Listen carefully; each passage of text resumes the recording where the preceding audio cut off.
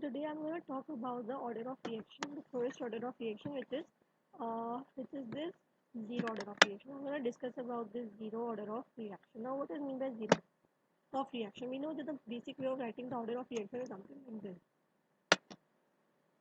Rate of reaction, rate of reaction is equals to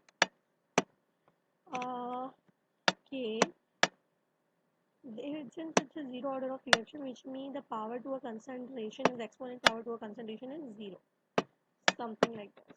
So this is a way of writing the zero order concentration. And since the power to any number is zero, which means, for example, there is written here the same as the above given. This is zero. It's equals to one, and one does not serve any value, right? If you're writing one, that means it does not matter really whether you write it or not. Like say.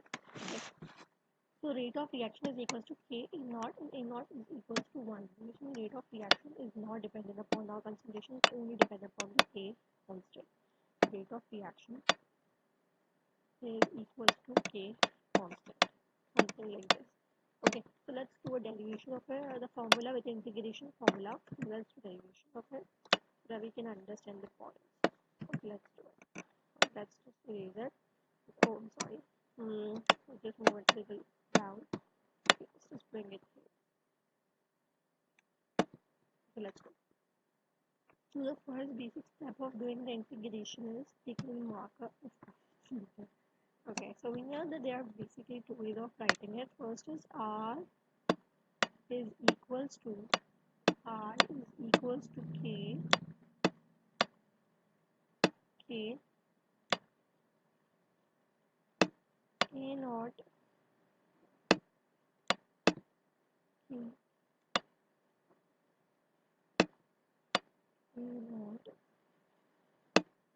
Okay, and this is we call it as equation number 1. Let's call it as equation number 1. And the other way is R is equals to minus 1 by 1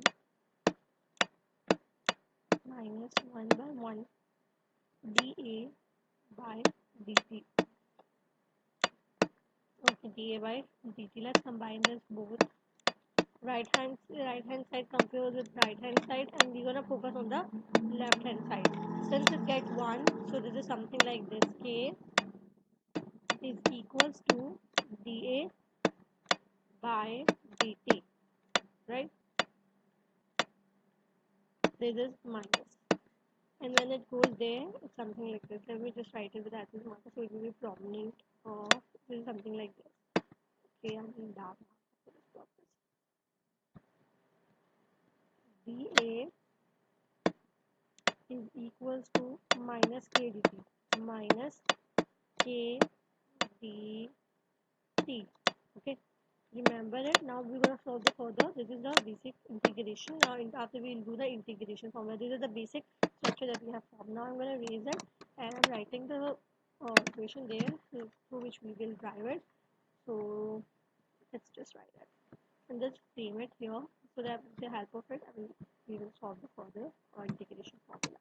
So what was it? It was minus k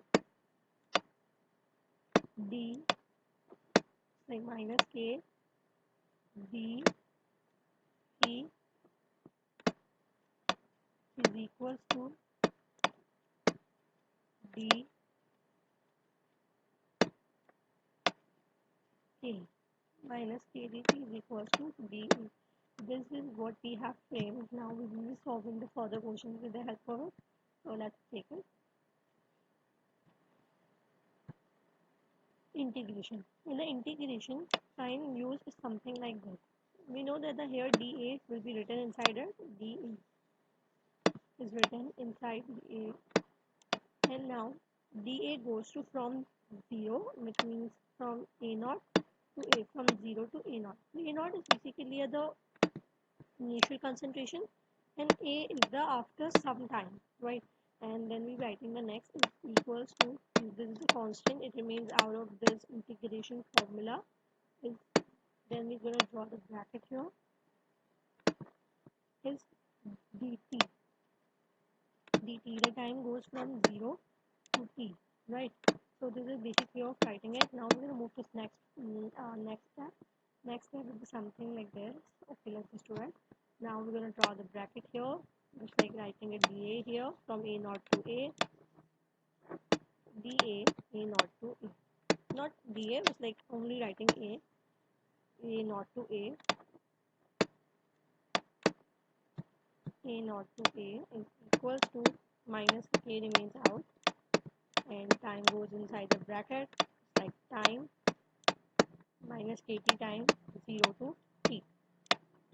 Okay, after solving it, it will be something like this. Let's just take the, sorry, my name is taken. Let's just read it. Okay, let's take marker with the narrow enough so that I can write it here. But I got no space. Yes, I got no space here. So it will be something like this. A minus a naught, a naught e minus e naught is equals to minus kt minus 0 minus k t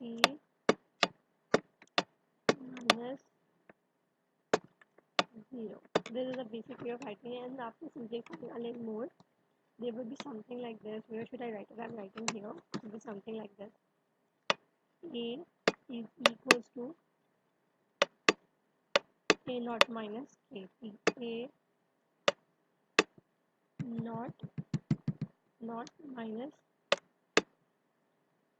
a, and then again we have t, a naught minus kt. Okay, so this is basically the final formula that we have gotten.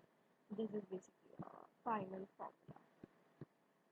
A naught is equals to a. Okay, let's just read that darker. Okay, let's take a light color for highlighting it, because that's our final formula.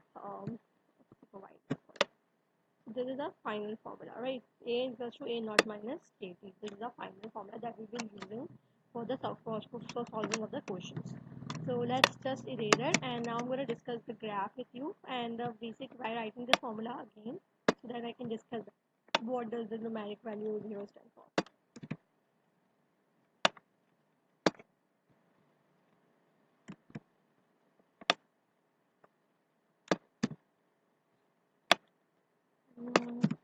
It's done.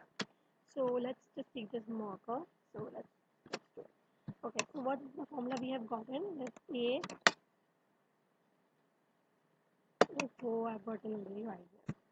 So let's just do this.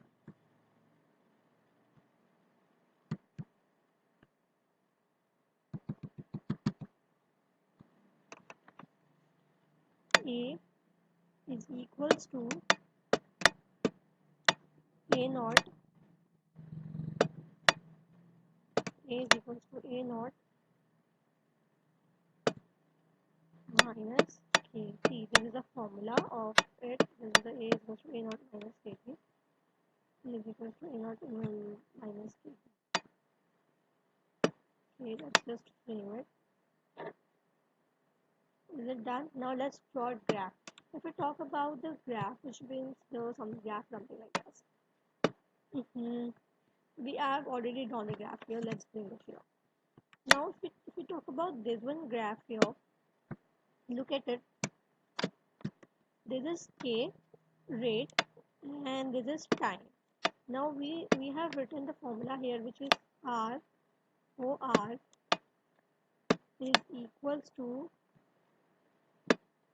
r o r is equals to mass k. Here it does not depend upon the concentration. The rate of concentration does not depend upon it, because it's got a zero exponential, so it's not dependent upon it. So rate and time, so rate minus time shows a straight line graph, straight slope. If we talk about minus a and time, here don't consider it like rate, it's a concentration of a. Of course, the concentration of a decreases with the time, that we can prove with the help of formula, which is equals to a is equals to minus kt plus a naught, minus kt plus a naught. have something written like this, that y is equals to mx plus c. So this minus mx represent the minus k. So this slope is represented by minus k. As you can see here, so this formula you can understand it. So it's for the negative slope, which means it's a negative slope. Here you can see here as well, the same thing is done here as well. So it shows the negative slope. But if you do one more graph, this is something like this. Graph. Here we have written rate versus time. So rate versus time graph is also straight line, since it's on the rate is also not dependent upon the time. It is independent of the time. Right. So this is something important that I have discussed with you guys. So let's just proceed further. Let's go. Now I'm going to discuss about what is half life. What is half life? Half life.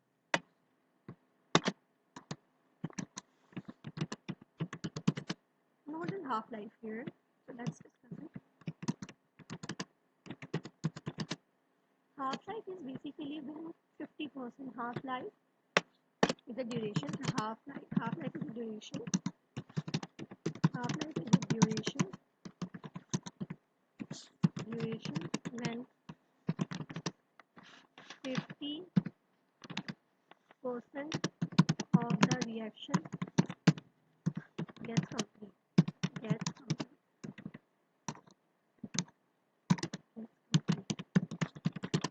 It's the time period of when half of the reaction takes place. Let's just read it out.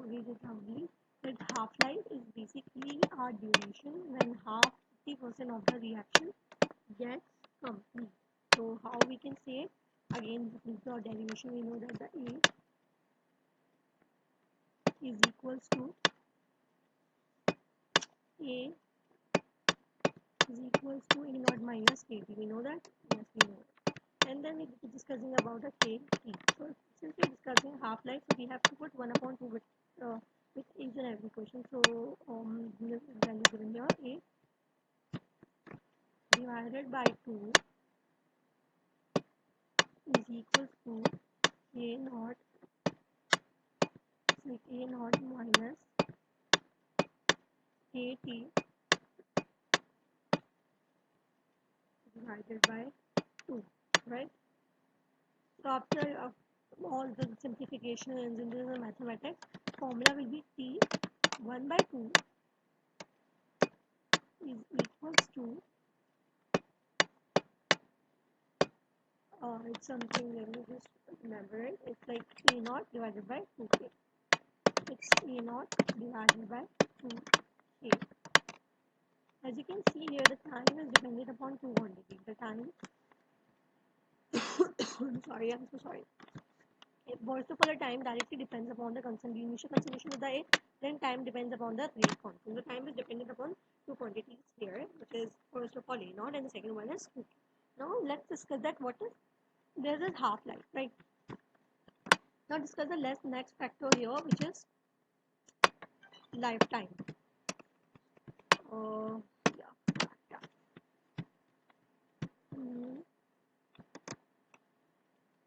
Read it, right? Lifetime is basically a time period when 100% of the when 100% of the reaction gets complete. Lifetime,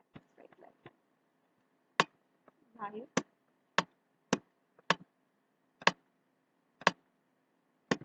Time. Basically, a time period when 100% of the reaction gets completed.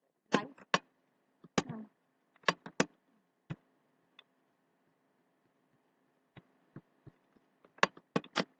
It is a time period when 100% of reaction gets complete. 100% of the reaction gets complete. It's the lifetime. It is a time period when 100% of the reaction gets complete. So this formula of lifetime is ELF T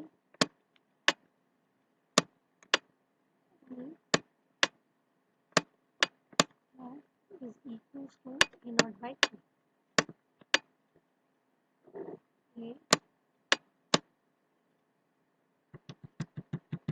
A naught by K. This is the formula of complete time in the 100% of the reaction gets completed the time period when 100% of the reaction